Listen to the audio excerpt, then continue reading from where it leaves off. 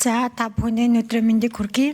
За үндэсний телевиз бол одоо үндэсний ижил маш чухал. Одоо бид бүхний өв соёлоо өрөө очтой түгээх, за монгол хэлийг хэл бичгийг таниулж түгээж явах.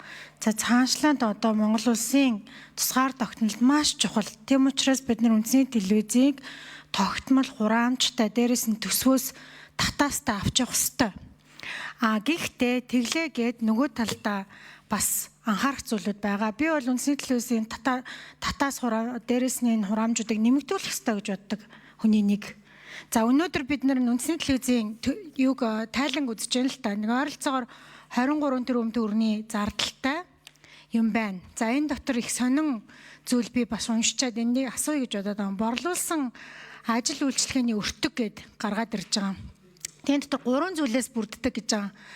За зардлыг радио телевизийн үйлчлэгээний өртөг, төлбөртэй үйлчлэгээний өртөг, хоёр дахь нь, гурав дахь нь төсөл хөтөлбөрийн өртөг, ийм 3 зүйлээс бүрдүүлдгээгээд ингээ гаргаад ирж байгаа. Би бодохны энэ бодвол контентын зардал юм болов уу гэж харж байна.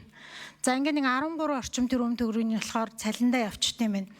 За би юу гэж харж байна вэ гэхээр нэгдүгээр бүтээмжээ нэмэгдүүлэх ёстой болов уу гэж харж байгаа. За өнөөдрийн тайлан хоёр тайлан бол хоёулаа үйл ажиллагааны тайлан байлаа. Юун түрүүнд тайлагналаа зөв хийхээс ажиллаж эхэлнэ.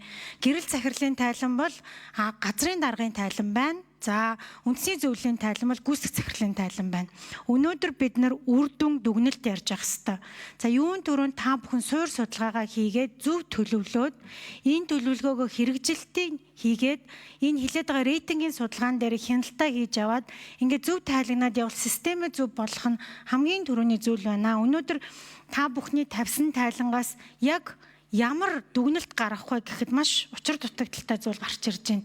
Ууг нь энэ дээр хүний нөөц чи ямар байгаа, үйл ажиллагаа чи ямар байгаа, ямар контент хийгээд ямар рейтингтэй явж байгаа, үүнээсээ дамжуулаад ямар санхүүгийн үр өгөөжтэй ашигтай байгаа.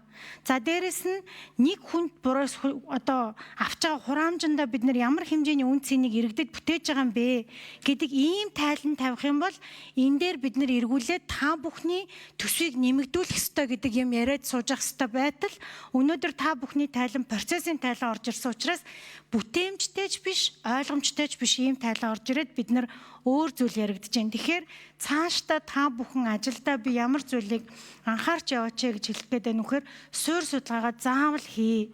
Иргэд юу үзмээр байгаа, ямар байдлаар одоо өв соёлыг хармаар байгаа, үзмээр байгаа, сонсмоор байгаа, ямар контентоор дамжуулж бид нар монгол хэлийг хүүхдүүдэд таниулах хэрэгтэй гэдэг ийм суур судалгаан дээр суурилсан төлөвлөлттэй энүүнийг харьцуулсан буцаагаад.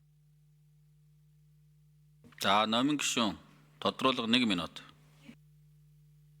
Энэ дээр суурилсан хэрэгжилтийн тайлангаа рейтингийнхаа судалгаатай харьцуулаад ингээд сегмент таниулаад явах юм бол контентын бүтцээр танилцуулахдаа энэ контентоор дамжуулж энэ сегментэд бид нар ийм хэмжээний үр өгөөжийг өгсөн юм аа гэд тайлангаа тайлагнаад явбал эргээд та бүхэнд энэ төсвөө нэмэгдүүлэх. За дээрэс нь эргээд та бүхний хийж байгаа ажлыг ойлгоход илүү болов гэж бодож байна. Тэгээ миний асуулт бол түрүүний хэлсэн яагаад энэ борлуулсан үйл ажиллагааны өртөг гэж юм 3 хуваагаад байгаа юм бэ?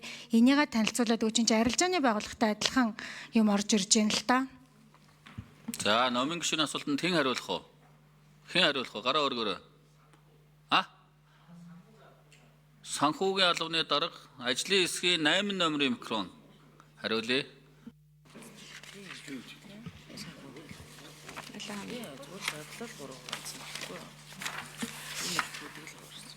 Бүгдэнд нь өнөөдрийн мэндийг хүргье. Энэ болохоор номын гишүүний асуугаад байгаа асуулт болохоор нөгөө улсын стандартын, олон улсын стандартын санхүүгийн тайлангийн бүтцийн тоо асуугаад байгаа юм шиг байна. Энэ дээр болохоор нөгөө стандарт дээр борлуулсан бүтээгдэхүүний өртөг гэж ойлголт байдаг. Энийг болохоор програмчлагдаад хуваагаад гаргасан тоог асуугаад байгаа юм болов уу гэж би бодож байна. Хуваарлсан тоог асууж байна гэж ойлгож байна. За номын гишүүн тодруулга 1 минут.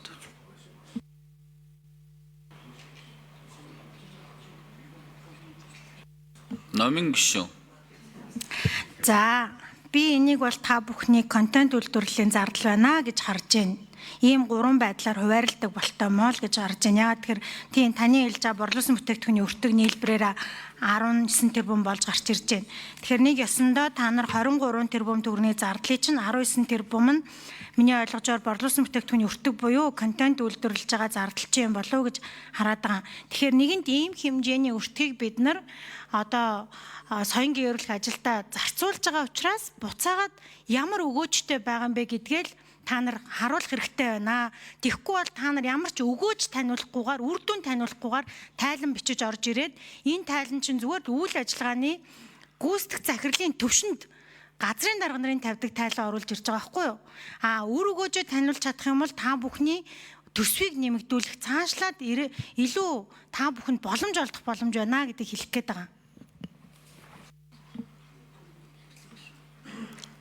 Хариулт хэрэгтэй юу? За хэрлэн гişүн асуултаа асууя. За бүгдээрэнд нэг өглөө нэмээ